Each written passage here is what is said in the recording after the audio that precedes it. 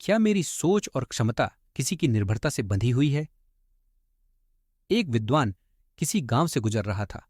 उसे याद आया कि उसके बचपन का मित्र इस गांव में रहता है। उसने सोचा कि चलो उससे मिला जाए। वह मित्र के घर पहुंचा।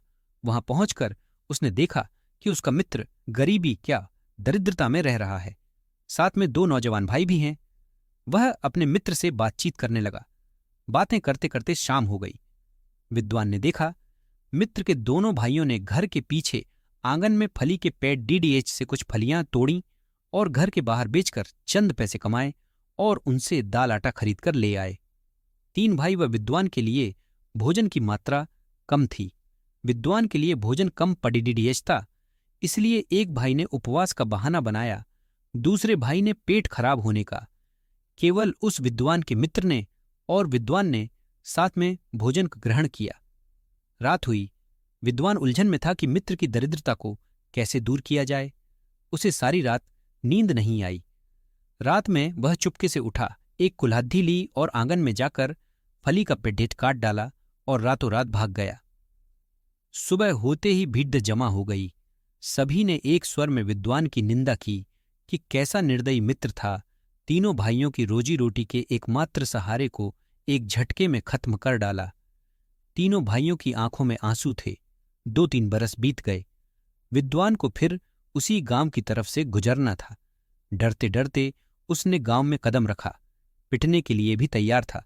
वो धीरे से मित्र के घर के सामने पहुंचा, लेकिन वहां पर मित्र की झोपड़ी की जगह उसे कोठी नजर आई। इतने में तीनों भाई भी बाहर आ गए। अपने विद्वान मित्र को देखते ही रोते हुए वे उसके पैरों पर गिर पड़े और बोले, यदि तुमने उस दिन फली का पेड़ न काटा होता तो आज हम इतने समृद्ध न हो पाते और हमने इतनी मेहनत नहीं की होती। अब हम लोगों को समझ में आया कि तुमने उस रात फली का पेड़ डीडीएच क्यों काटा था। जब तक हम सहारे के सहारे रहते तब तक हम आत्मनिर्भर होकर प्रगति नहीं कर सकते। जब भी सहारा मिलता है तो हम आलस्य में दरिद्रता अपना लेते हैं। हम तब तक कुछ नहीं करते जब तक कि हमारे सामने नितांत आवश्यकता नहीं होती, जब तक कि हमारे चारों ओर अंधेरा नहीं छा जाता। तुमने उस दिन फली का पेड़ काटकर हम पर बहुत बड़ा उपकार किया था। जीवन के हर क्षेत्र में इस तरह के फली के पेड़ डीडीएच लगे होते हैं। यदि हम प्रगति करना चाहते हों तो इन पेड़ों को एक झटके में काट डालना चाहिए। हमारी प्रगति का रास्ता अपने आप खुल जाएगा, क्योंकि हर दिन अपनी नियति को निर्मित करने का एक सुनहरा अवसर होता है। कभी कभी एक छोटी सी प्रेरणा और प्रोत्साहन ही दूसरों को उनके लक्ष्य तक पहुंचाने के लिए काफी होता है।